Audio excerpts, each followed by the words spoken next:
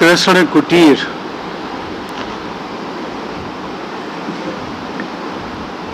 कृष्ण कुटीर के इस कार्यक्रम में प्रमुख रूप से उपस्थित उत्तर प्रदेश की राज्यपाल श्रीमती आनंदीबेन पटेल जी, प्रदेश के मुख्यमंत्री श्री योगी आदित्यनाथ जी, सुलभ इंटरनेशनल संस्था के प्रधान डॉक्टर बिंदेश्वर पाठक जी, यहाँ उपस्थित अन्य विशिष्ट अतिथिगण, देवी और सज्जनों, राधे राधे।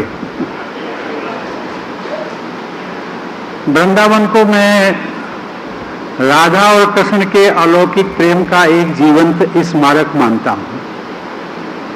यहाँ मेरा अनेकों बार आना हुआ है, परंतु पिछले कुछ समय से मेरे मन में श्री बांके बिहारी जी के दर्शन करने और आप सभी माताओं बहनों से मिलने की इच्छा थी।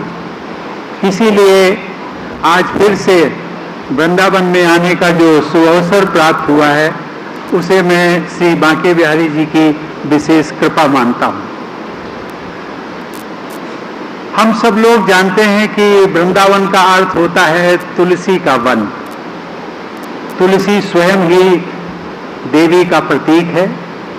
तुलसी का हर हिस्सा पवित्र और अर्पण करने योग्य होता है। वृंदावन के कण कण में प्रेम और त्याग की कहानियां बसी हुई हैं। यहाँ राधा के दिव्य प्रेम को याद किया जाता है तो यशोदा के मातृ प्रेम को भी सम्मान दिया जाता है। यहाँ गोपियों की प्रीति का उत्सव मनाते हैं तो मीराबाई के समर्पण भाव का भी सम्मान करते हैं। यहाँ उपस्थित आप सभी माताओं बहनों में भी मुझे यशोदा मैया की ममता और मीराबाई के समर्पण के दर्शन हो रहे हैं। परंतु इन सब के बावजूद सैकड़ों वर्षों से प्रचलित एक सामाजिक विकृति को भी अनदेखा नहीं किया जा सकता है। वृंदावन और इसी जैसे अनेक स्थानों में कठोर जीवन जीने वाली बेसहारा और उपेक्षित माताओं बहनों की पीड़ा भी हमारे समाज की एक सच्चाई है। देवी और सज्जनों, हमारी संस्कृति में तो नारी को देवी और लक्ष्मी कहा गया है। यहाँ तक कहा गया है कि यत्र नार्यस्तु पूज्यन्ते रमन्ते तत्र देवता, अर्थात जहाँ नारी का सम्मान होता है वहाँ देवताओं का वास होता है। ये भी कहा गया है कि गृहिणी गृहम उच्यते, यानी घर की स्वामिनी से ही घर बनता है। मुझे आश्चर्य होता है कि वेद मंत्रों की रचना करने वाली लोपामुद्रा, अपाला और घोषा जैसी महिला ऋषियों वाले समाज में महिलाओं के तिरस्कार की स्थितियां कैसे बनती गई, लेकिन ऐसा हुआ है और यह एक कड़वा सच है। इस सच को हमें स्वीकार करना होगा। देवी और सज्जनों, एक लंबे कालखंड में हमारे समाज में अनेक कुरीतियां पैदा हो गईं। बाल विवाह, सती प्रथा और दहेज प्रथा की तरह ही विधवा जीवन भी समाज की एक कुरीति है। कभी जिन महिलाओं को घर की शोभा कहा जाता हो, उन्हीं को पति की मृत्यु के पश्चात बेसहारा छोड़ दिया जाए। ऐसे अनेक उदाहरण देखने में आए हैं जब महिलाओं के अपने बेटे या परिवार वाले ही उन्हें वृंदावन में बेसहारा छोड़ गए और फिर लौटकर कभी उनका हाल पूछने भी नहीं आए। यह एक सामाजिक बुराई है जो देश की संस्कृति पर एक कलंक है। यह कलंक जितनी जल्दी मिट सके उतना ही अच्छा होगा। ऐसा प्राय देखा गया है कि किसी भी कारण से पति की मृत्यु हो जाने पर महिला के प्रति न केवल उस परिवार का बल्कि पूरे समाज का नजरिया बदल जाता है।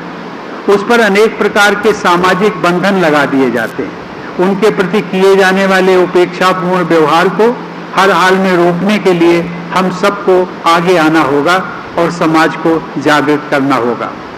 समय समय पर अनेक संतों और समाज सुधारकों ने ऐसी तिरस्कृत माताओं बहनों के मुश्किल जीवन में सुधार लाने के प्रयास किए हैं, चाहे वो राजा राम मोहन राय हों, ईश्वर चंद्र विद्यासागर हों या स्वामी दयानंद जी हों। और इन सबको कुछ हद तक सफलता भी मिली, परंतु अभी भी इस क्षेत्र में बहुत कुछ किया जाना बाकी है। प्यारी माताओं और बहनों, देखा जाए यदि संयोग से आपके जीवन में कोई दुर्घटना घट गई तो इसमें आपका तो कोई दोष नहीं होता है। इसलिए आप ना तो स्वयं को दोषी समझें और न ही किसी को ऐसा समझने दें। आपके अंदर कोई कमी नहीं है। आपको भी समाज में पूरे सम्मान से जीने का अधिकार है। हमारा संविधान, सुप्रीम कोर्ट, उत्तर प्रदेश सरकार और समाज के लाखों संवेदनशील लोग आपके साथ खड़े हैं। अब धीरे धीरे समाज बदल रहा है। शिक्षा के प्रसार और जागरूकता के बढ़ने से लोगों का नजरिया भी अब पहले जैसा नहीं है। कानून और न्यायालय भी आपके साथ है। संयुक्त राष्ट्र संघ ने भी वर्ष 2011 से आपके हक में आवाज बुलंद की है। सुलभ इंटरनेशनल जैसी संस्था आपके भरण पोषण से लेकर उपचार की व्यवस्था में जुटी हुई है। यहाँ उपस्थित डॉक्टर बिंदेश्वर पाठक के प्रयासों की मैं सराहना करता हूँ।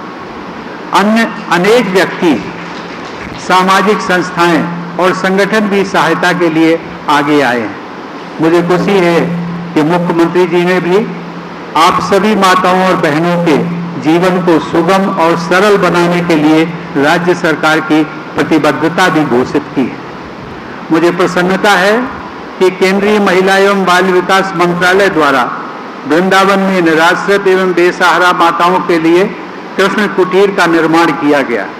अब कृष्ण कुटीर की व्यवस्था उत्तर प्रदेश सरकार के हाथों में है। मुख्यमंत्री योगी आदित्यनाथ जी का भरपूर सहयोग इस कार्य में प्राप्त हो रहा है।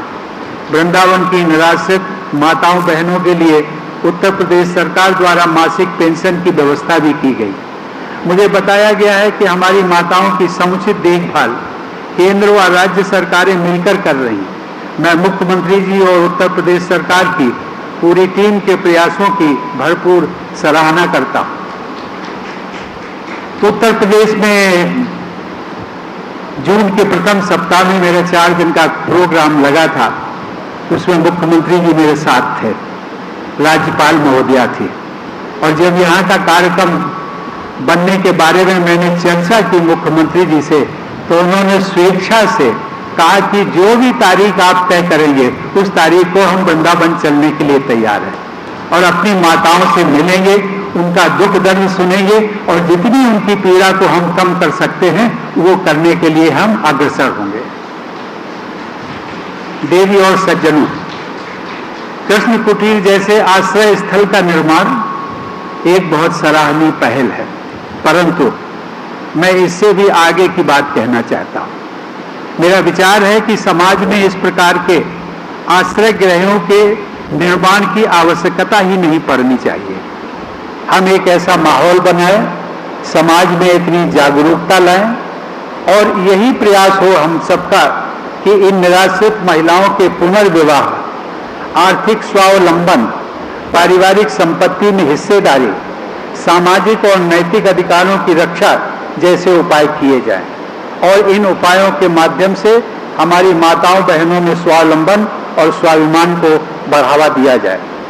देवी और सज्जनों, समाज के इतने बड़े और महत्वपूर्ण वर्ग को यूं ही उपेक्षित नहीं छोड़ा जा सकता।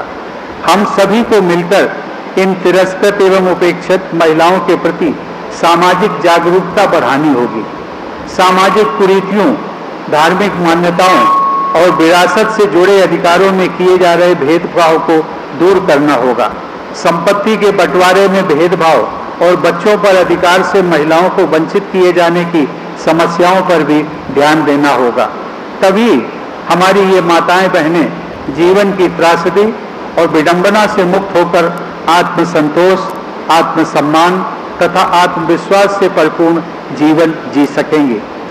मैं समाज के सभी जिम्मेदार नागरिकों से भी अपील करता हूं कि सामाजिक जीवन से दूर हो गई इन माताओं को समाज की मुख्य धारा में शामिल किया जाए, समाज के साथ उनका संपर्क बढ़ाया जाए, तीज त्योहारों, मेलों, उत्सवों में उनकी अनुभवपूर्ण भागीदारी को प्रोत्साहित किया जाए।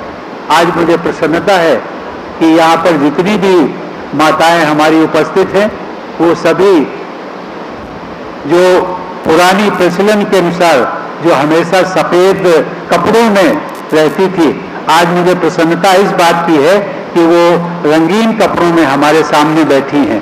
ये परिवर्तन, क्रांतिकारी परिवर्तन, आज का भारत बदल रहा है। बदलते भारत की तस्वीर हमारी माताएं भी देखना चाहती।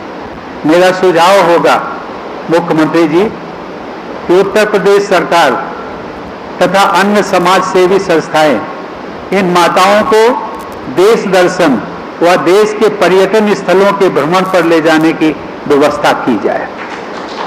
अंत में मैं आयोजकों, उत्तर प्रदेश सरकार तथा सुलभ इंटरनेशनल को उनके द्वारा किए जा रहे प्रयासों हेतु धन्यवाद देता हूं। जय हिंद।